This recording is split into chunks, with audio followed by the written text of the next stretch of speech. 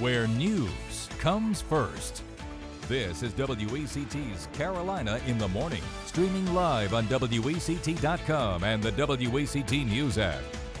Good morning and thanks for joining us. I'm Susanna Black. Daylight Savings Time 2016 is officially over, and setting your clocks back also means it's time to check the batteries in your smoke alarms. According to the National Protection Association, 3 out of 5 people who die in house fires had no smoke alarms or no working smoke alarms. Dead batteries caused 1/4 of those smoke alarm failures. And not only that, you got to remember to also change your no weather radio batteries as Absolutely. well. We're getting into our secondary severe weather season, so it's a good opportunity to do that. And also change your air filters from all the summer gunk. Good tip. Good tip. You can't forget about these the other things that go on. But hey, pretty chilly this morning. It was. 37 at Wilmington International Airport. We thought we'd get down to 43. You know what happened? When the winds go calm, you got clear skies, you don't have anything to act as a blanket. So all the heating from yesterday just went immediately back into the atmosphere, radiated back into the atmosphere. And this is what we call decoupling. So what ended up happening, temperatures dropped down right to the dew point and just held there for the rest of the night. So some of us waking up this morning with a little bit of patchy frost here in Wilmington, farther inland spots, like their second frost. Actually, Jacksonville dropping down to 32 this morning. So pretty chilly stuff to get started, but we are quickly warming up. Here's a live look this morning from the Neuworth Motors First Alert Skycam. This is coming from the Ocean Isle Beach camera down at Ocean Isle Inn. Lots of sunshine, a few high cirrus clouds moving through the skies, but otherwise, quiet day setting up for us right now here at the WECT studios. We're sitting at 53 degrees. The airport reporting 54 right now, 51 in Elizabethtown as well as Whiteville. We're at 56 North Myrtle, 54 the current number at Oak Island. Like I said, Jacksonville dropped down to 32 this morning, about 6:45.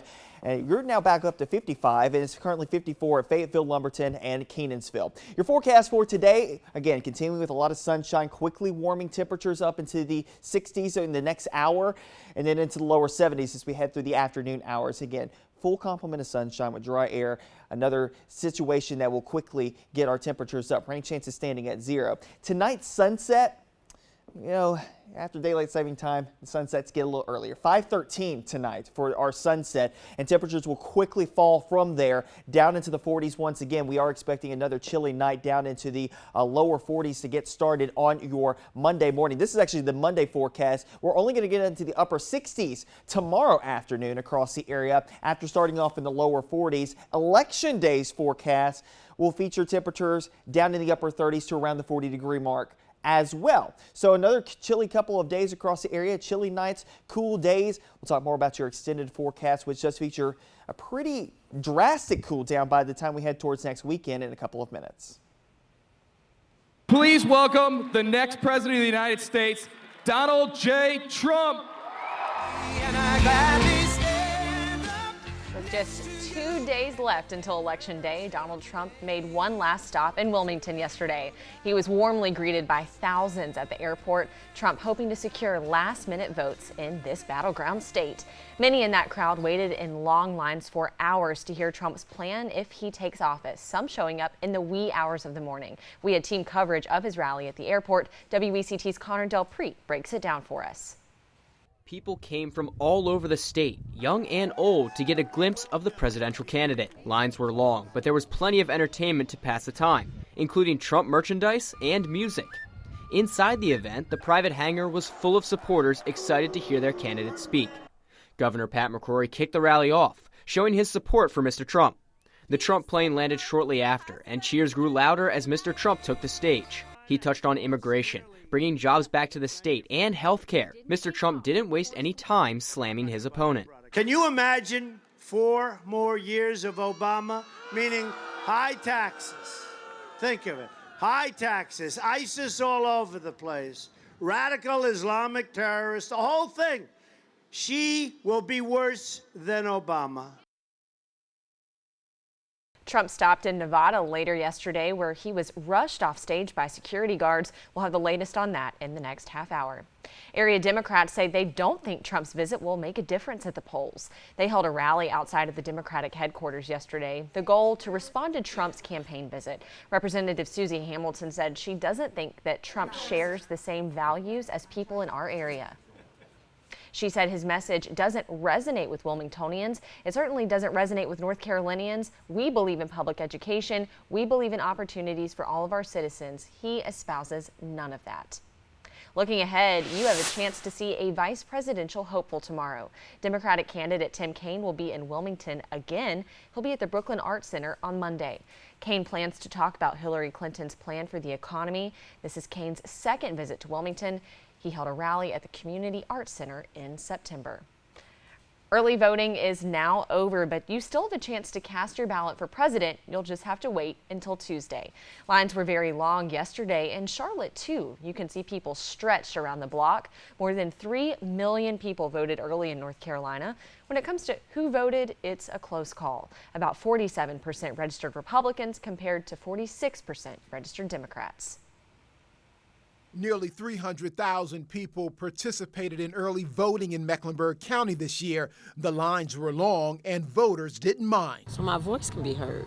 I had to get out here and do it because Tuesday I won't have time. It makes me feel proud that so many people are out voting. It's a proud moment for me because I was born in the 60s. Despite the fact voter turnout is setting records this year, numbers are down for African American early voters all throughout North Carolina. Some media reports show by about 7%. People say they don't want to vote for one person or one party or the other. Well, the only way that you can make a change is not based on just the president, but it's based on the Senate and the House of Representatives as well. So if you can't vote for the choice of your president, at least vote for someone who will fight for you. Some voters showed up around 7 o'clock Saturday morning to vote for someone who will fight for them. They say they cast their ballot early to send a strong message to the world. I want my vote to count prior to the election so the polls will reflect what the people are thinking and what we're feeling. Voters say people who want to skip this election should think again. We have to make a stand in this election. It's that important. We can make or break the situation based on just one vote. You can find a list of voting sites for Tuesday on our website or our free WECT mobile app. Just go to the politics page and you'll find a whole list of sites for your area. It's happened twice in our state. Now another GOP office has been vandalized further north. Vandals spray painted explicit messages on the outside of a campaign office in Illinois. The state's Republican Party chairman says it's just one more incident in a list of vandalism and theft during the election. He says he wants to keep the spray paint up through Election Day as an act of defiance. No suspects have been arrested. Quiet day across southeastern North Carolina, but going into the next couple of days, giving you a first alert on what it's kind of looking like right now to kind of give you a first alert on that. 71 your forecast high temperature for today. Cape Fear Kite Festival at the Fort Fisher State Recreation Area. Temperatures right around the 70-degree mark. Good deal of sunshine and the wind staying up between 5 and 15 miles per hour. Several people sent to the hospital following a shooting early yesterday morning. It happened around 2:30. Myrtle Beach authorities still searching for evidence and interviewing witnesses. 5 people were injured, 4 were just bystanders. Tourists and business owners say they're nervous about being in the area. Raycom's Eric Track-Hagan has the latest. Business owners near 8th Avenue and Main Street are concerned following a shooting that took place outside Pure Ultra Club Saturday morning. We pray for everybody that's been involved with that. It's been happening around town. It's not just a super block, and it's a certain segment of the population, gang people, drug dealers, that are creating these kind of problems. Horry County officials say if there's a pattern of crime at particular businesses, the city or county council can institute the nuisance law, which shuts down businesses for a year. It's a pretty substantial penalty. It's closing a business. If the judge agrees with us, it's to close a business for a year. The aim of the law, according to Robinson, is to force businesses to take action or refuse the advances of illegal activity around their place of business. Nobody can stay in business, open 1 year, close the next year, open 1 year, open 3 months, closed another year. Either you are going to make a change in the way that you do business and protect the people that are not only at that business but the surrounding businesses, or you're going to be out of business. Business owners, on the other hand, see the law as unfair to businesses. According to some business owners in the area, the problem is not within the business. They say many times crimes occur after business hours but are still associated with that business. It's not the clubs are doing anything wrong. It's just the wrong people come in and do stuff like that. You drive around town and you see, on different corners, different parts of the town, people out there selling drugs, and I'm sure they're packing heat too. Businesses in downtown Myrtle Beach, where there have been higher rates of crime, would like to see greater police presence in the area. Some say there is a disproportionate response to when a crime happens outside a bar than there is at other places of businesses, like hotels.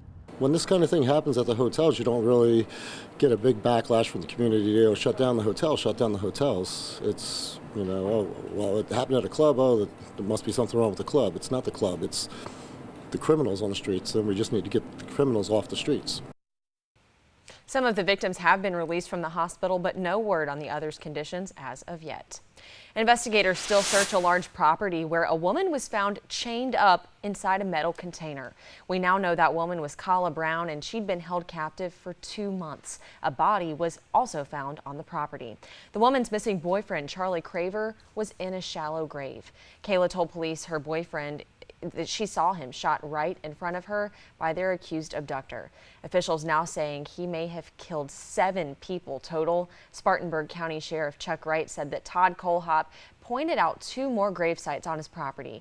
Wright also says Colehop confessed to killing the 4 others during Superbike Week in 2003, but the confirmed number of deaths linked to Colehop remains at 5 because officials have not yet been able to confirm if the grave sites hold any more victims.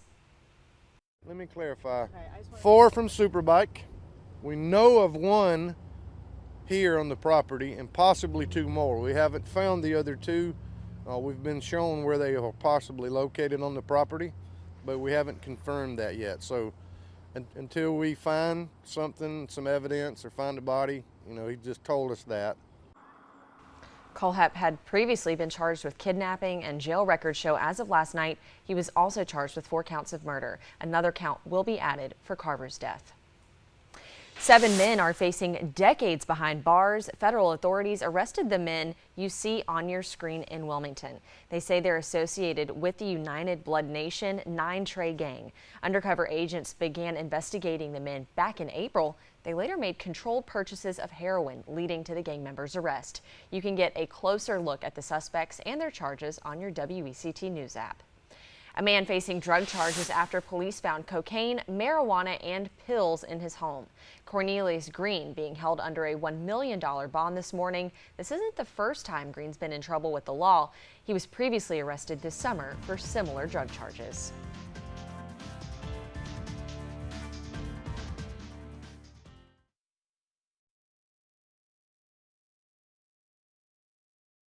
You are watching WECT's Carolina in the Morning. More classroom space, renovations, and improvements in your child's school, but it'll cost more than $100 million in tax dollars. A $152 million bond is on the Brunswick County ballot this year. School officials say if it passes, the projects will be completed over the next 10 years. They say the bond would increase property taxes on a $200,000 home by about $76 per year. But some parents who've been campaigning for the bond say it is worth the money. In regards to if you put the money into this now, then you will, in the end, benefit from educating our children and participating and voting yes for this bond. Federal investigators have ruled out mechanical failure in the school bus accident in Baltimore that killed 6 people. A relative of the bus driver says he should not have been behind the wheel. Mike Hellegren has that story. Federal investigators took measurements for 3D maps to better understand the deadly crash, but the grandson of school bus driver Glenn Chappelle says his grandfather's medical records may hold the answers to why his bus went out of control. He says his grandfather had a history of seizures and took medicine to control them. I definitely felt like he had a medical emergency that unfortunately he lost control and he wasn't able to function properly. WJZ obtained this Howard County police report that shows Chappelle was involved in a crash less than 2 years ago where he lost consciousness and lost control of his car. It says he was on seizure medicine then. Do you think he should have been driving that bus? Since this medical condition has him being this way, I can't say that I agree with him driving the bus. Maybe he should have considered another field. No mechanical defects or deficiencies were noted. Cameron Cummings was in a car just behind the school bus. He and his pregnant fiance helped rescue victims. The bus did not stop at all. There was no brakes. No, I don't think he ever put his brakes on. The Motor Vehicle Administration says Chappelle's license lapsed because he failed to turn in medical certification. The bus company he worked for, AA Affordable, has come under fire too. I'm calling on the school system to terminate AA Affordable. If a physical or medical background check was done and they found that he had a condition like this, then they absolutely should not have given him the position. A high school teacher with marijuana now faces charges. David Eason, a teacher at Laney High School, was arrested in September. He was suspended with pay from the high school, but is expected to return to the classroom this week. A former professional football player and his daughter worked to make a difference in downtown Albany yesterday. Former Seahawks player Ricardo Lockett's 11-year-old daughter Zion had one birthday wish. She wanted to feed the homeless like her father did after retiring from the gridiron. She and her father passed out bags full of toiletries and lunches to homeless people yesterday afternoon. Everybody isn't blessed like me to wake up and get food out of the refrigerator anytime they want. It's a proud day as a dad, and it shows me that your kids watch you more than you know. The Locketts ended up giving away a total of 200 meals. Self-esteem can be raised in many ways. One of those was giving food to the homeless. Another, well, he calls it shaving lives. A man in New York who knows self-esteem can come from a simple haircut and a shave. Benita Zahn shows us what he does and why he does it. This is how Mike O'Kane makes a living, working wonders with the Clippers. But on Wednesdays, he makes a life. That's when he packs his tools of the trade to walk the city streets, looking for men that most of us pretend not to see, the homeless. A haircut, I think, is extremely powerful. I think just in general, we want to look good and feel good. Anywhere he finds a fellow who's down and out, Mike sets up shop to give him a haircut and a shave wrapped in tender respect. It's my way of showing that I care about you, the person. I appreciate you and you're important. He also brings his shop on the go to homeless shelters. Mike understands these men. He spent time on the streets when he was 16 and unruly, as he describes it. It opened his eyes to the world. He reconnected with his parents, whose love never wavered during his rough patch. Now he's a dad and about to be married. The haircut is just an opening to let these men know someone's on their side. Anybody ever come back to you after and say, man, you know, you did that for me and that was the turning point in my life? Oh yeah, definitely. It's happened. Now he falls into a comfortable pattern with the men. Where are you from? Well, I'm from Trinidad, but I've been here since 1961. Oh, wow. They share their stories of loss, of life, of drink. How long you been drinking? Oh, for years now, since I was 15 years old. 15? Muhammad Ali had a quote, and it was, service to others is the rent we pay for our room here on earth. So I'm just trying to pay for my room here on earth. And by the time the barbering is done, their hearts have been eased. And the men are reminded their lives matter. Oh my God, you made me a new man. Thank you, son. Says the first haircut he gave was the toughest, mainly because he wasn't quite sure how to offer it, and he wasn't sure how that offer would be received. It was a success, and that first client is someone Mike still sees. Quiet start to your morning across southeastern North Carolina. Take a live look from the First Alert traffic camera. This is Carolina Beach and Echo Farms, moving along smoothly along Carolina Beach Road. Where news comes first. This is WECT's Carolina in the Morning, streaming live on WECT.com and the WECT News app.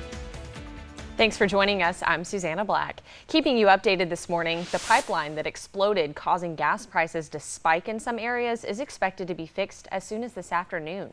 The Colonial Pipeline plans to restart operations later today after an explosion in Alabama on Monday.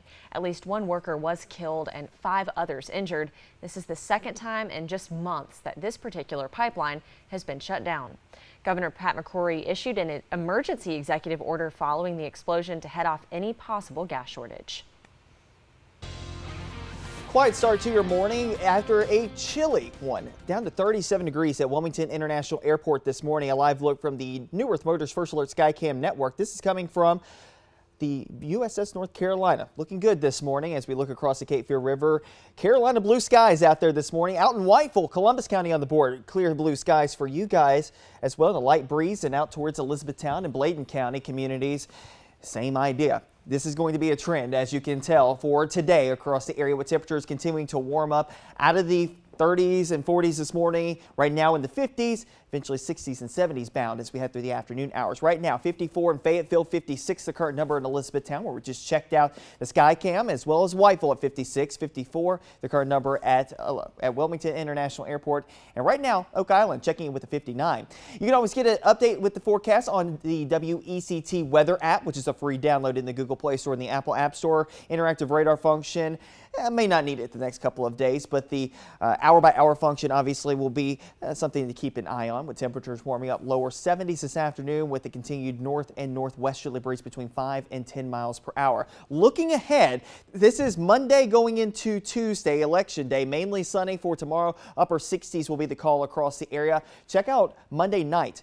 40 for the coastal areas, upper 30s farther inland. There is going to be some areas of frost probably again on early Tuesday morning, but we're right back up to the upper 60s as we head through the afternoon hours of Tuesday for Election Day. Quiet and dry is going to be the trend. We'll talk more about your extended forecast, which has even colder numbers than this, in a few minutes.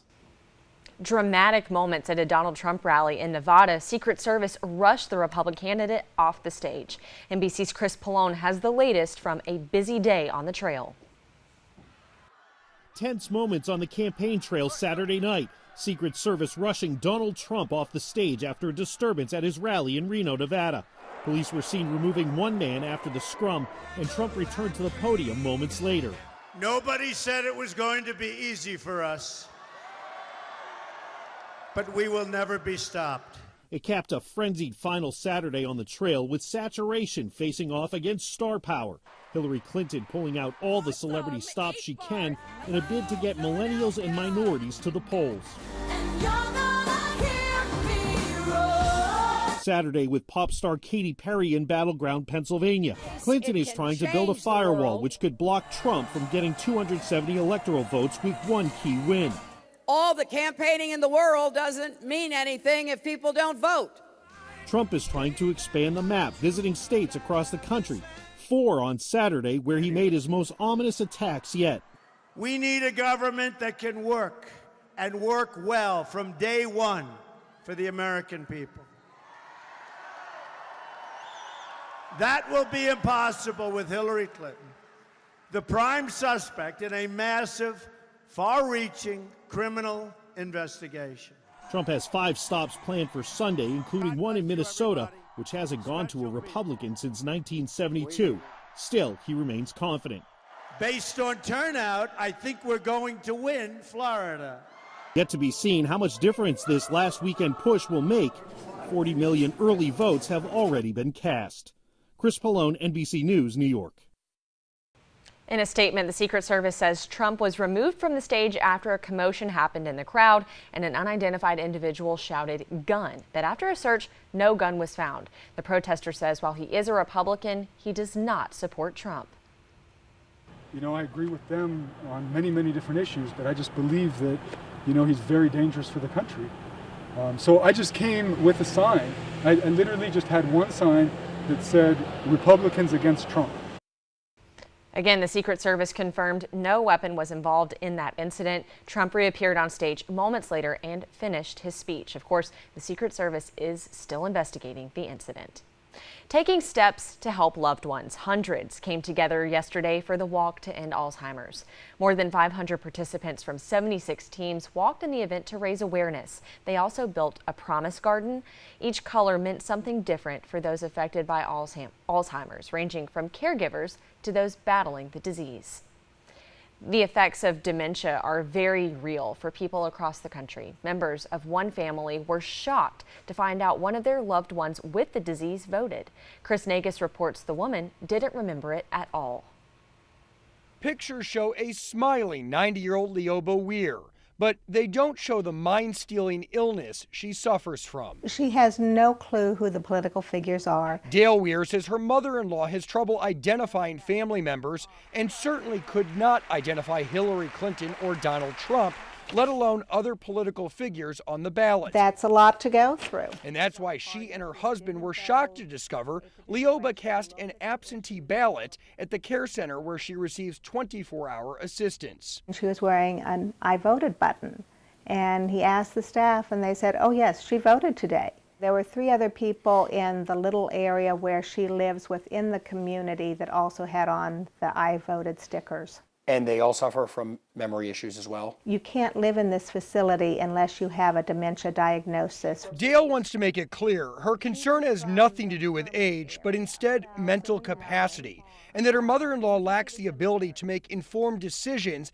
and that's why she and her husband handle all of Leoba's affairs. When someone doesn't know what's going on, I'm really concerned that they should not be voting. We're not doctors or physicians or anything like that, so no, we can't make any determination of somebody's mental capacity. Eric Fay is the Democratic Director of Elections in St. Louis County. His counterpart, Christian Tolbert, is the Republican Director. Both tell me bipartisan teams are legally required to visit nursing homes when 10 or more absentee ballots are requested. Dale says her mother-in-law would not be able to vote without assistance. How can you assure her that she wasn't swayed to vote one way or another? That's a good question. What folks need to remember is that when we go to a facility like this and we have people vote, that there's a bipartisan team, 1 Democrat, 1 Republican from our office. Fay says the only time the election board can stop someone from voting is if they are deemed to be incapacitated by a judge. In St. Louis County, 571 people are on that list. Leoba is not one of them. Her birthday's in April of the 90th. Her family says Leoba could not remember voting a short time after casting her ballot and has no recollection of who she voted. You are watching WECT's Carolina in the Morning. You don't have to look far to find one of the best women's soccer teams in the country. The Cape Fear women's soccer team ranked 17th in the latest junior college women's poll. Cape Fear has earned that national ranking with a 16-1 record. The ladies just won the Region 10 title and now have dreams of more. WECT's John Smith tells us what the team has in store.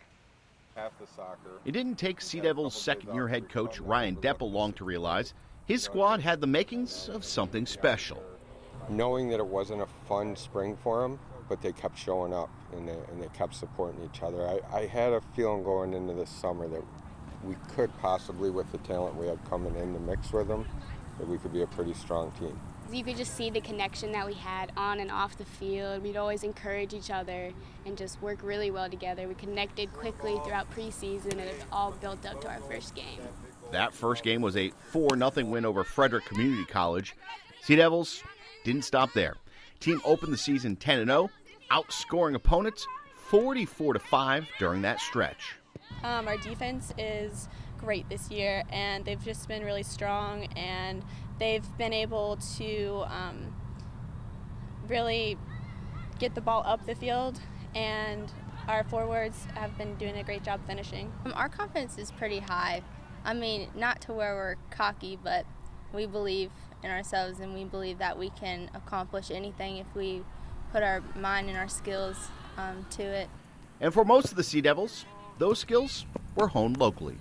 We have kids here that were rivals, and during the same year they would be on the same club team.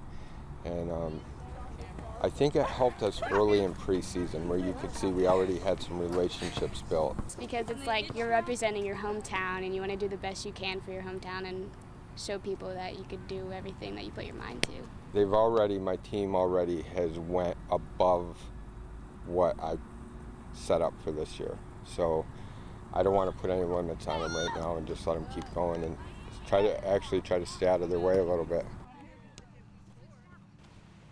Today, Cape Fear takes on Harvard Community College in the district championship game. The winner will move on to the national tournament. Cape Fear has never won the district championship. Let's get over to Patrick Ellis with a check with your weather. And it looks like for the ladies, it'll be pretty nice as far as the weather is concerned for today. As we take a live look from the New Earth Motors First Alert Sky Cam, this is coming from the Holiday Inn Resort at Wrightsville Beach. Clear blue skies as far as the eye can see this morning. We're up to 71 this afternoon after starting off in the 30s in many locations this morning.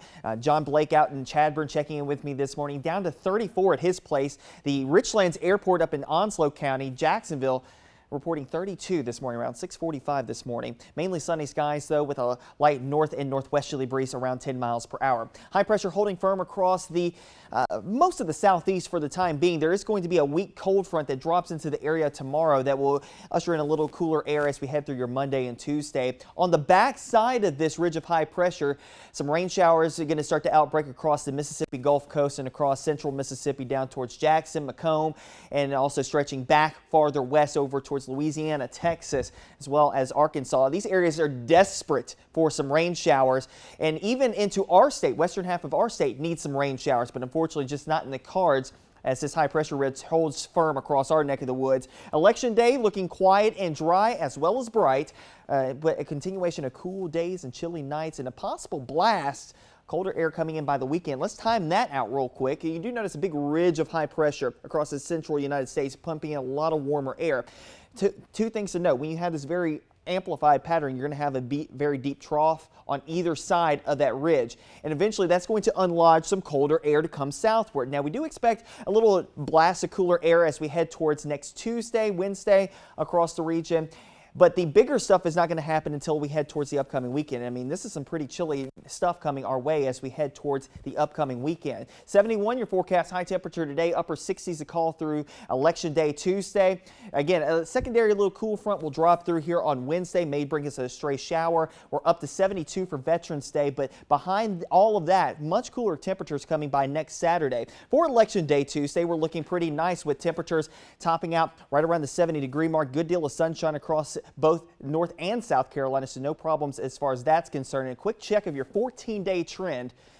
Take a look at next Sunday. We're forecasting high temperatures in the 50s. High temperatures in the 50s. Overnights will be in the 30s. Maybe our first frost or freeze, or widespread frost or freeze coming our way by the time we head towards next week.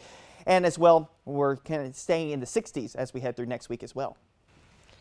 It's breakfast with a twist, a taco twist. And this week's Southern Weekend, Molly McKinney visited Taco Billy in Asheville, a unique taco joint and local favorite, and was given a crash course in creating their top-selling breakfast taco. Molly, we're going to make a mama's favorite today, one selling taco here at Taco Billy. First thing we're going to do is take one of the house-made plantain tortillas. So if you just throw it down here on this side of the grill, then you're going to grab sweet potatoes, so they can cook, warm up. Then you get a little scoop of our local sausage. You want to get a handful of spinach, that goes on top. And then just a kiss of non-GMO canola oil, that's perfect. You're going to kind of toss it all together. Not used to it. You just want to, the goal here is to get the spinach sauteed, so when it starts to wilt, we'll know it's time to throw the eggs on. Your eggs are in this quick pour to your left. So you want to give it about a 3-second pour. So now you just want to toss it all together.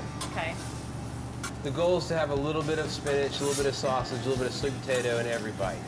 And maybe chop it up a little bit so it feels and looks scrambled. Put it on your tortilla. Under the plate. Perfect. A little goat cheese on top. A side of salsa. And we're ready to serve. It looks good. You did a great job. Thank you.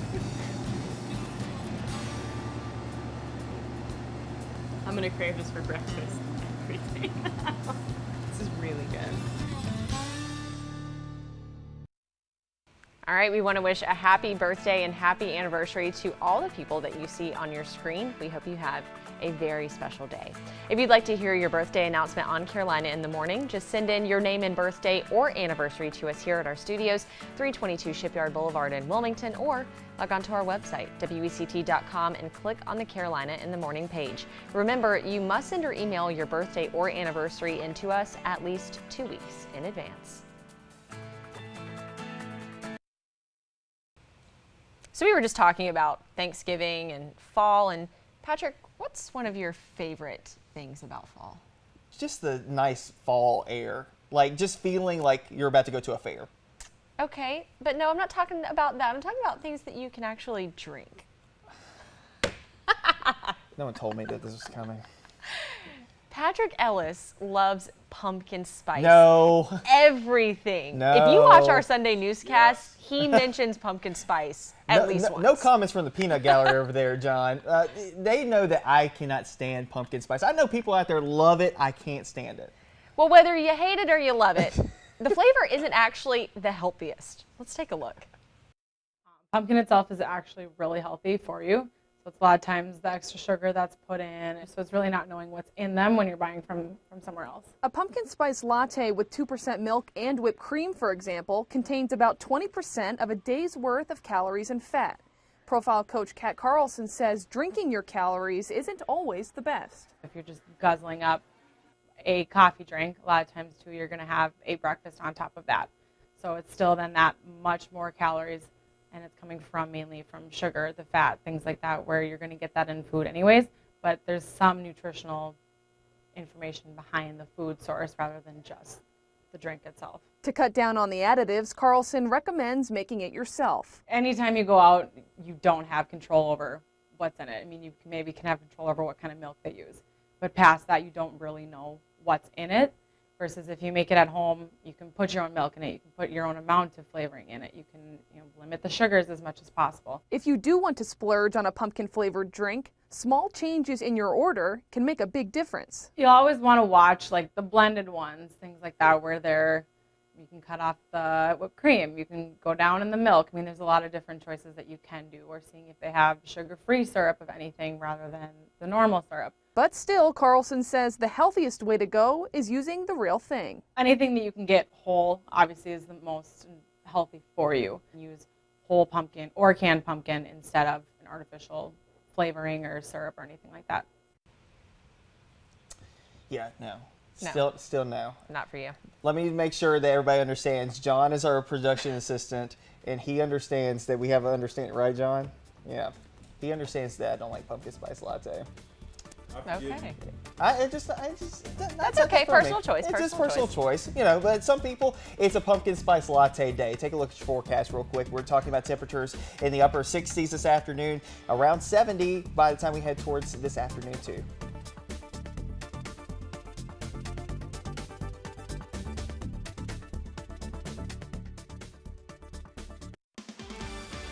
Where news comes first. This is WECT's Carolina in the Morning, streaming live on WECT.com and the WECT News app. Thanks for joining us on Carolina in the Morning Sunday. I'm Susanna Black. New this morning, a reported rollover accident in Brunswick County. The call came in just after 3 o'clock this morning. According to Brunswick County Dispatch, it happened along Highway 17 near Highway 211. We're told someone was temporarily trapped inside but was pulled to safety and is in the process of being transported. No other details have been given. We are waiting on a call back from a responding officer. We will bring you the latest updates. A head-on collision snarled traffic and sent 2 people to the hospital yesterday. Troopers say 2 vehicles collided at Jackie's Creek Lane and River Road in Brunswick County. One of the cars rolled over into a swamp. Victims were taken to the hospital. We are still working to find out the number of people involved and their conditions this morning. We will bring you the latest update both on air and online. Evacuation orders have been issued for areas in the western part of our state as a wildfire crosses a containment line. Authorities say parts of Chimney Rock and Lake Lure have been ordered to leave since the so-called Party Rock fire is only 15% contained. Governor Pat McCrory has issued a state of emergency in 25 counties and a burn ban is in place. Shelters have opened for residents in the area. Authorities do not know how many homes are involved. Evacuations also happening in South Carolina right now after a wildfire doubled in size overnight. Forestry officials say the fire is spreading on Pinnacle Mountain. The fire gone from 700 acres to more than 1,400. The South Carolina National Guard has been called in to help firefighters. All right, let's get over to Patrick Ellis with a look at our weather. Patrick, I know earlier this week we smelled a burning smell outside, and you said that may have actually been from those fires? Yeah, actually, we had a westerly wind blowing a lot of that smoke towards southeastern North Carolina. The winds have switched around to the north and east, so now that is not an issue. But one thing to note, clouds are beginning to roll in now, and even some rain showers on the radar. For the first time, we got some appreciable rain chances coming our way as we head through the next little bit. 41 the current number in Fayetteville, as well as Kenansville. 47 here in Wilmington. 46 Oak Island, as well as North Myrtle. 44 the current number in Whiteville. To get started, take a look at the radar. We do have some showers. We're kind of working their way northward across the state, and that's good news, especially for our friends back off to the west who are really hankering for some rainfall over into the upstate of South Carolina and the western half of North Carolina, where we do really need some rainfall. Now here locally, we don't have a whole lot of rain on the radar, but there's at least some. You notice just south of Highway 74-76, there's a band of showers trying to work its way closer towards the Brunswick community as well as Whiteville. Those are continuing to work their way off towards the north. Also, another band down towards the southwestern portion of Brunswick County through Horry County, stretching back throughout Horry, Marion, as well as Florence County, South Carolina. All of this lifting to the north.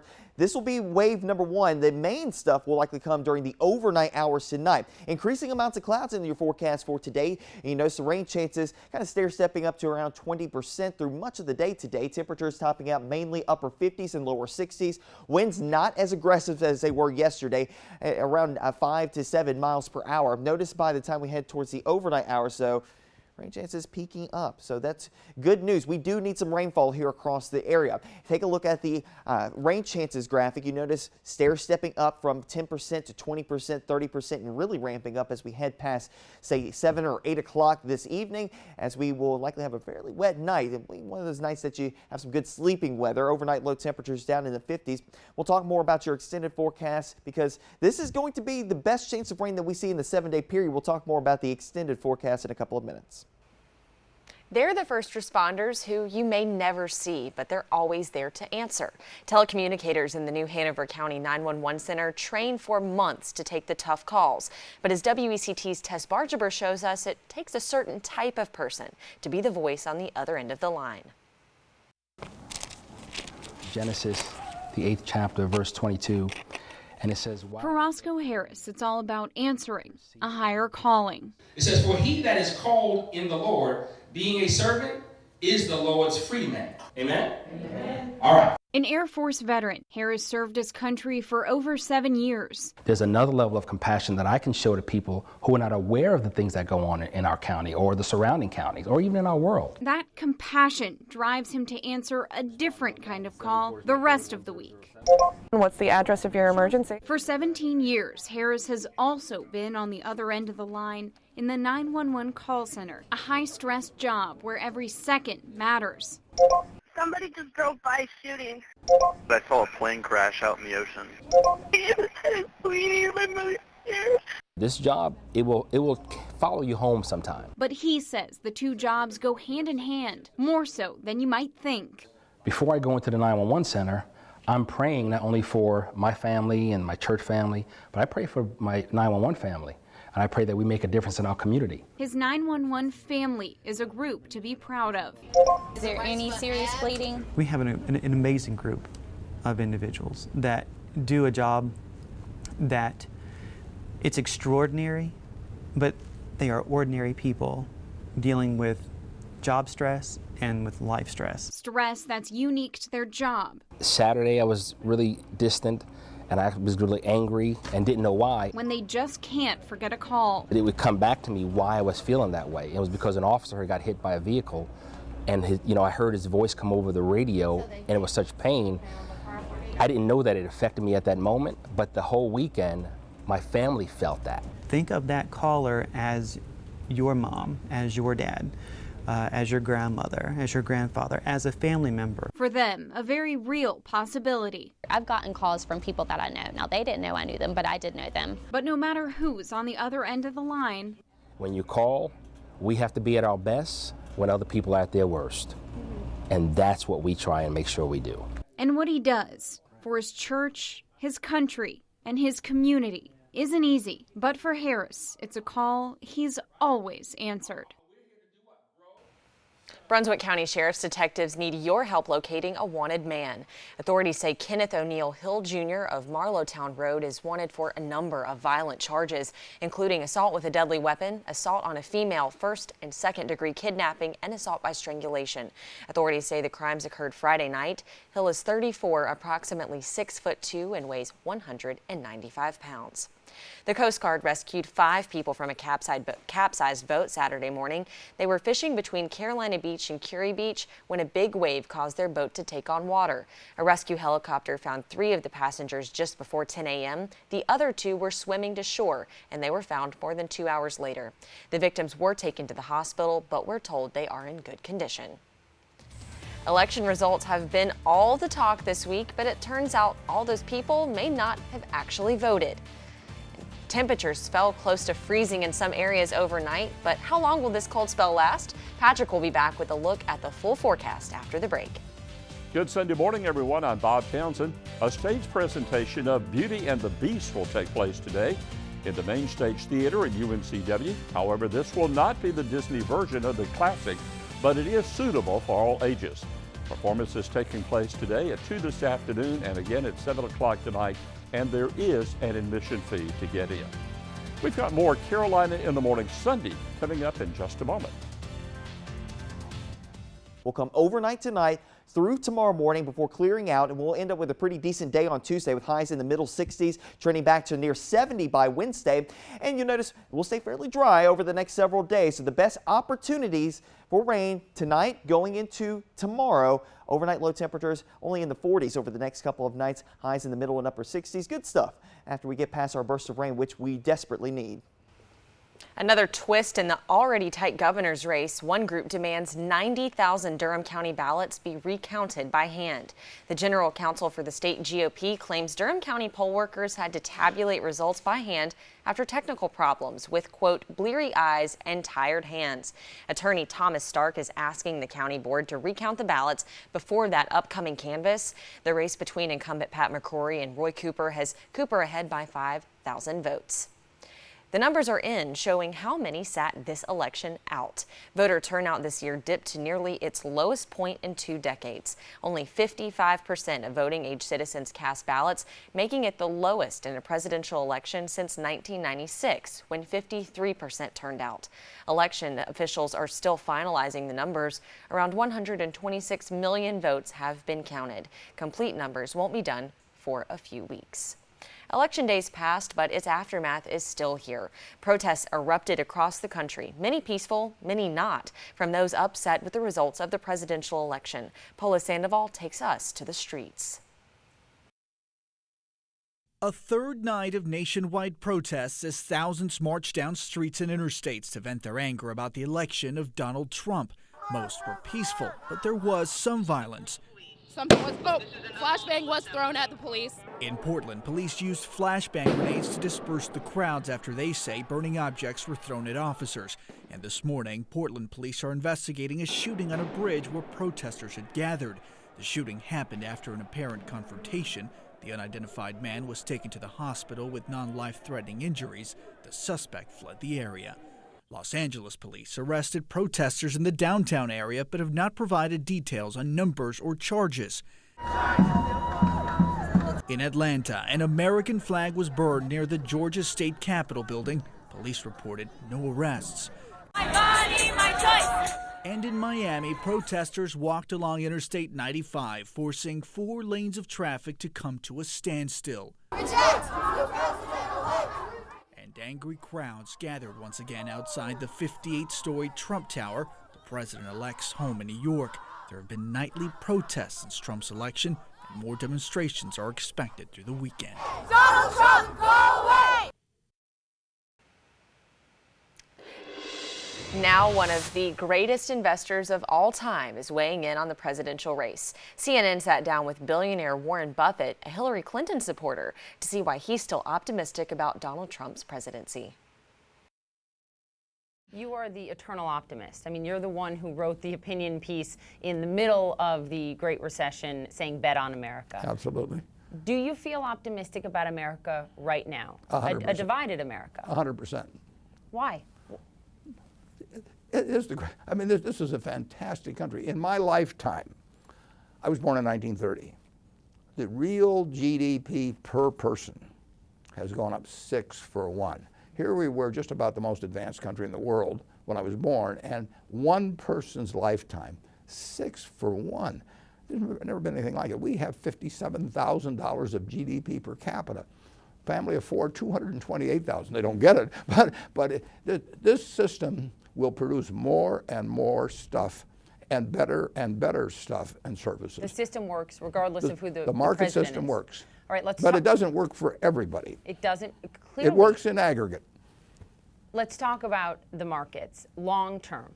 The market reaction to all of this, to President-elect Trump. What do you expect it to be long term, given the policy proposals that he's laid out, if he carries through with them?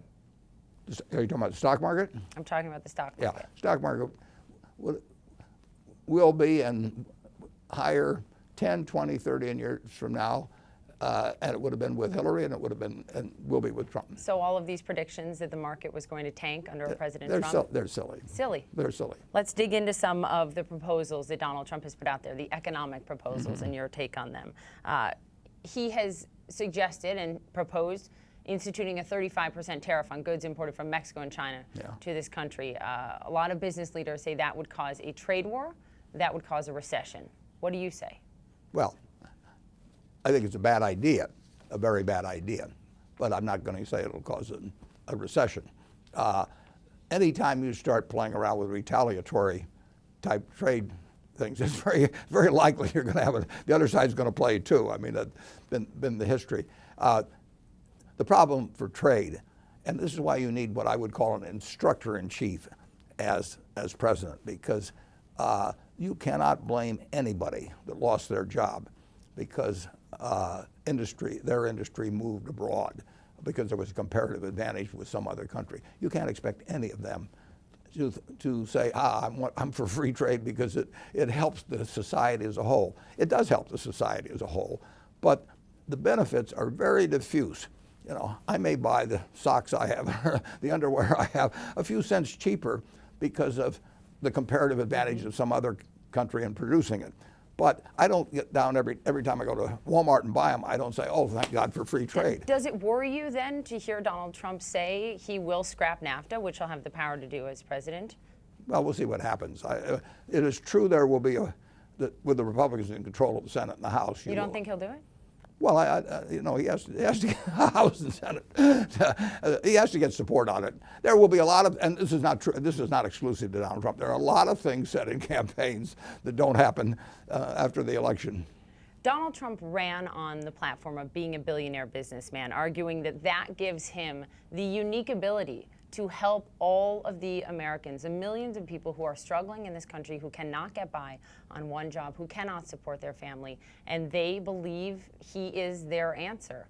Do you think that Donald Trump is a good businessman? Because you certainly went after him on his business record during the campaign. Yeah, well, he had some major failures, and he was very good at licensing, and he was very good at things that involved promotion of his name. Actual operation of the businesses in the 1980s and 1990s, you know, it left him essentially bankrupting, you know, multiple companies. But I would say he understands business, but his record has been better at licensing and than operations. Putting out his own capital. Yeah. His publicly traded Trump Casino Empire business, no major U.S. company filed for Chapter 11 bankruptcy. More. Are you concerned about his ability to operate big businesses? Well, he isn't going to be operating a business. He's going to be operating. I don't have to worry about him running a business at all. He's the one that has to, that doesn't really, in my judgment, determine whether somebody makes a great president. Harry Truman went broke in a haberdashery store, near Kansas City or in Kansas City. I mean, he wasn't much of a businessman. He turned out to be a terrific president.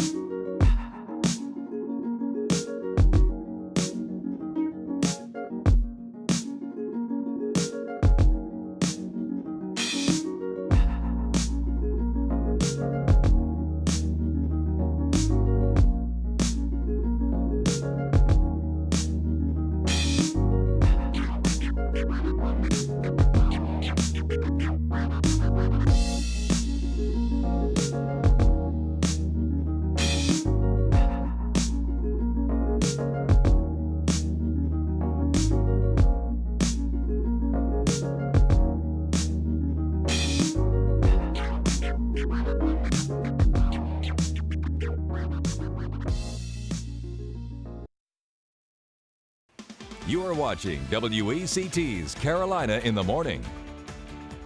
New body cam video shows the horrifying moments surrounding the Pulse nightclub shooting in Orlando, where 49 people were shot and killed. This is from the officer's point of view, and we want to warn you, some of these images may be disturbing. Back up. Horror and chaos. Got any more? There's a line of them coming out. Body cameras show officers rushing in with gurney after gurney as they try to pull out the massive amount of victims that came pouring out of Pulse nightclub on June 12th. Cops running in all directions with their weapons drawn. Please help my friends. They're up there. They're very injured. They're coming. Okay. And panic inside the club during the terrifying moments when shooter Omar Mateen went on a rampage. Advise them to open the door with their hands up, and we will extract them. You can see the brave first responders and officers take quick action as they escorted the victims to safety, and those tense moments near the bathroom where Mateen held hostages during this intense active shooter situation. You guys get that? 42 victims. Of course, we know that number rose to 49 victims that were killed by Mateen and 53 others wounded. After 5 long months, the still grieving community of Orlando united as one once again to celebrate its Pride event. Matt Grant covered it and has that story. On the 5-month anniversary of the Pulse massacre, around 150,000 people came to send a message. Love is love. Orlando's 12th annual Come Out with Pride parade, which had been postponed due to Hurricane Matthew, celebrates the city's LGBTQ community. It's a chance to feel represented and equal. For many, emotions were tempered by lingering grief. The parade paying tribute to the first responders, the employees of Pulse, and the victims of the attack.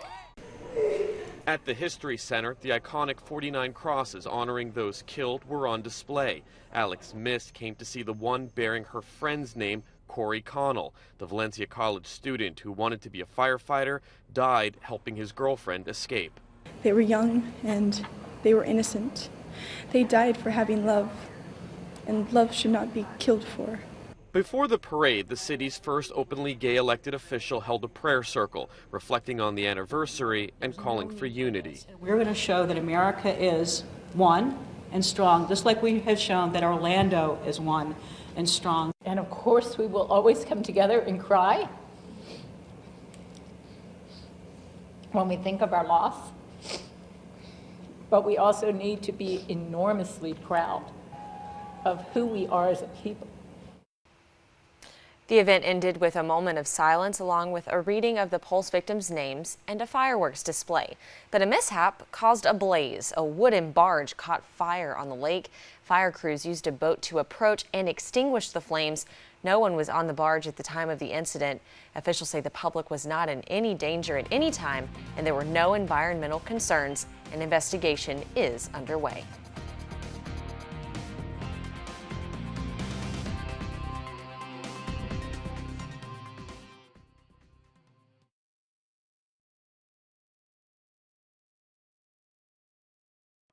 You are watching WECT's Carolina in the Morning.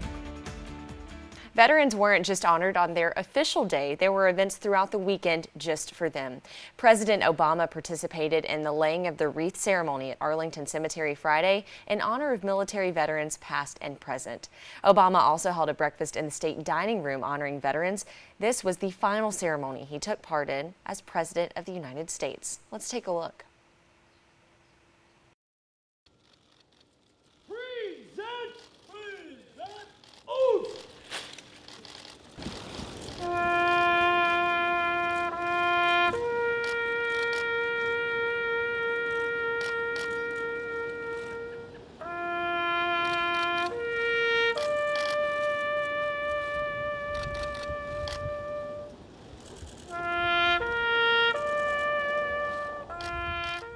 On Veterans Day, we honor those who honored our country with its highest form of service.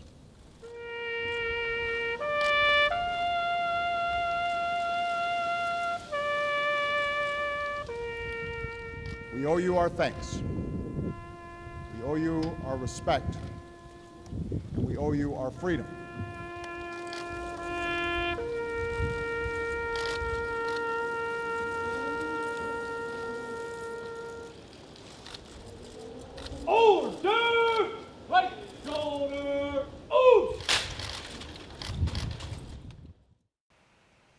Helping veterans find work. That's the goal of a job fair next Friday, November 18th. While it's geared toward veterans, anyone that's looking for a job is welcome to come. It's being held at the Cape Fear Community College Schwartz Center from 9 a.m. until noon. It is free to attend. Over the weekend, these canines found a job. The service dogs graduated to become lifelong partners for veterans in Washington, D.C. after they completed the Hero Dogs program, a nonprofit providing service dogs to veterans free of charge. It was just like any other graduation ceremony, except these graduates walked across stage on 4 legs. All right, let's get over for a look at the forecast with Patrick Ellis. You know, it's going to be one of those days that we're in a transition phase, Susanna. We've got an area of low pressure developing off of Charleston, South Carolina this morning, and we're already starting to see some of the blow off, the clouds starting to build in across portions of southeastern North Carolina. That's a live look from the New Earth Motors First Alert Sky Cam from the Ocean Isle Inn at Ocean Isle Beach down along the Brunswick Islands. Temperatures right now generally running lower 40s in some spots inland. Right now 41 in Elizabethtown, but to compare that at Whiteville, you're currently sitting at 48. 47 at Wilmington International Airport. It's currently 51 at Oak Island and 46 North Myrtle Beach. And they've got rain showers ongoing down there, but giving you a first alert. Rain turns likely as we head through the overnight hours tonight.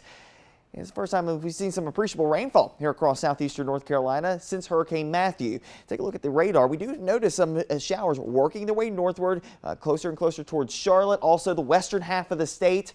Starting to see a couple of showers, but unfortunately there's a lot of dry air back west of the mountains, and that's going to be pushing in. That will shunt all the rain closer to the coastline as we head through the rest of today and going into tonight. That's why our rain chances a lot higher than places down back off to the west. Right now, a lot of this not hitting the ground, it doesn't seem like, but there are some showers, at least on the radar, some returns on the radar. We do have a report from North Myrtle Beach that has been raining here, so stuff down here in southwestern Brunswick County probably are seeing a little bit of rainfall right now. Also, you notice a little blip up here towards Whiteville along 701. That's lifting off towards the north. That does not look like it's hitting to the ground at this point in time. Rain chances continue to be on the increase as we head through the remainder of today, and especially going into the overnight hours tonight. We'll talk more about that in our extended forecast in a couple of minutes. The weather might have kept you under your blankets this morning, but a group of runners braved the cold to support a cause that makes sure pregnant women have a place to turn for help. The 3rd annual Run for Life 5K took runners all over town. Donations raised at the race went towards funding Lifeline Pregnancy Center. It provides free services for women with unplanned pregnancies, such as peer counseling, pregnancy tests, and general information. Organizers spent time talking to women, letting them know the center is there for them when they need it most. A drag race could be considered unsafe, but yesterday the screech of tires were welcomed as drivers raced to raise money for families in need this holiday season. An empty Cape Fear Community College parking lot turned into a high-speed race course. Drivers raced against the clock all day trying to win the best time.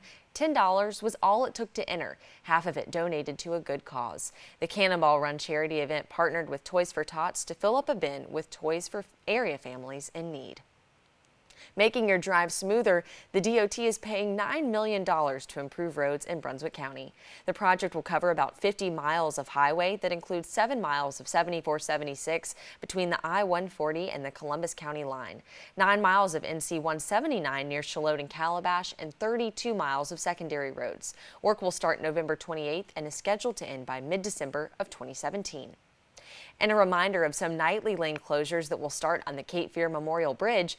DOT crews will shut down eastbound and westbound lanes on the bridge for repairs. The closures start tonight at 9 p.m. and end Thursday at 5 a.m. Officials say one lane in each direction will stay open at all times. A minute of silence was observed in France's National Stadium last night in memory of the victims of the Paris terror attacks happening 1 year ago today. More than 130 people were killed in coordinated gun and bomb strikes across the French capital, which ISIS claimed responsibility for. The Bataclan Concert Hall, one of the sites targeted by the terrorists, reopened Saturday with a special performance by Sting. CNN's Melissa Bell reports.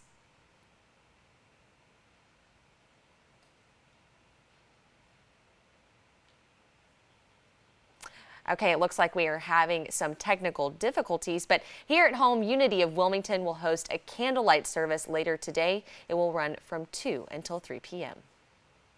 Check out the very latest WECT weather app with Storm Tracker for all major storms. Plus, you'll get accurate forecasts from your First Alert weather team. It's free. Search WECT in your app store. Sponsored by Bojangles' famous chicken and biscuit.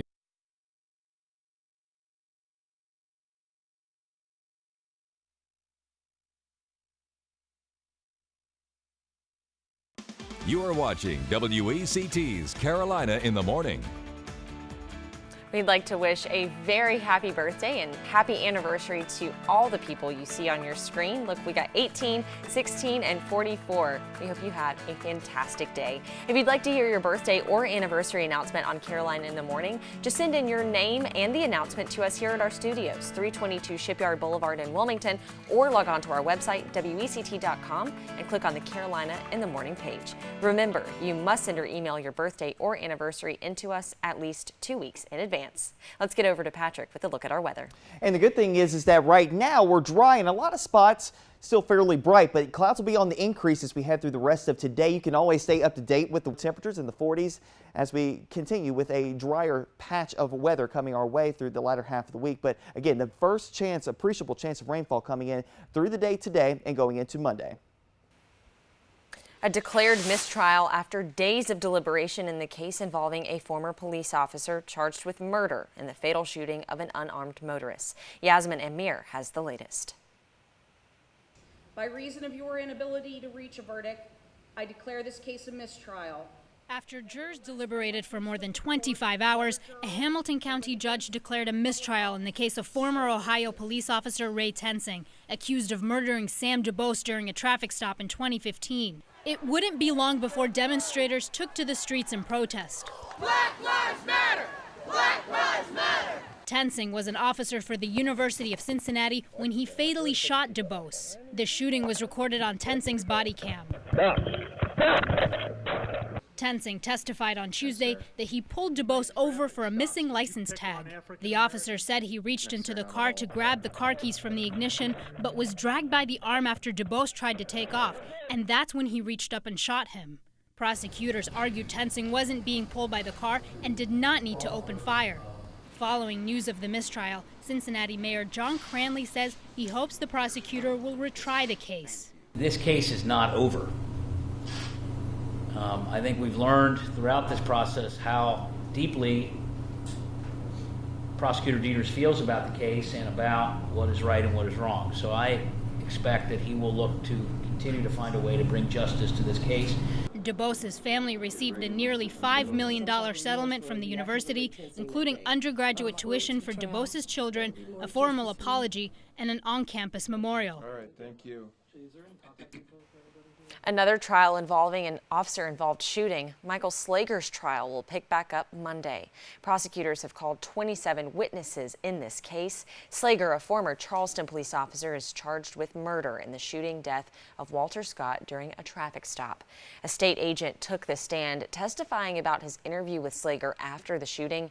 He is one of the agents that arrested Slager after seeing video of the shooting. There were a number of people, even celebrities, who pledged to leave the country if Donald Trump was elected president. Now, a South Alabama mayor is raising money to get everyone who promised to leave a bus ticket to Mexico. Debbie Williams reports. Now making the rounds on social media, a post by Orange Beach Mayor Tony Kennon on his personal Facebook page. It was sort of tongue-in-cheek, but in reality, it's serious business. I mean, words have meaning. He wants everyone who vowed to leave the country if Donald Trump became president to keep their promise, and he set up a GoFundMe account to help them out. I want to raise $10 million to buy all the bus tickets we can find to send all the celebrities and athletes who don't love this country to Tijuana, Mexico for a better life. His account is called Don't Let the Screen Door Hit You, and it was born out of frustration over what he calls the hypocrisy of it all. And then the minute things don't go their way, they're going to take their ball and go home. In this case, take their money and go somewhere else. And I just want to help them. That's the kind of guy I am, so I want to help them get out of town. The goal on the GoFundMe account, $10 million. And Kennon says what he doesn't spend on bus tickets, he'll donate to local charities. Reaction to the post, well, most are behind him, but some aren't. The responses mean nothing to me. I'm stating and standing for what I believe in, and I don't care what anybody thinks. But for the most part, it has been absolutely positive. Folks we spoke with see a bigger lesson in all this. I think that we need to learn to get along together. We're all in this together. That's what makes America great. It's a done deal. Just grasp it and try to support it. Kennon believes that too, but they need to apologize if they're going to stay in our country. Nearly $500,000 has already been donated toward that $10 million goal. Good morning, press. It's no ordinary Sunday as a divided nation reacts to the election of Donald Trump. Will he be able to heal the widening divisions? And how does he plan to govern? I'll talk to his campaign manager, Kellyanne Conway. Plus, how do Democrats begin to rebuild? Senator Cory Booker and Congressman Keith Ellison will join me. It's all coming up on Meet the Press.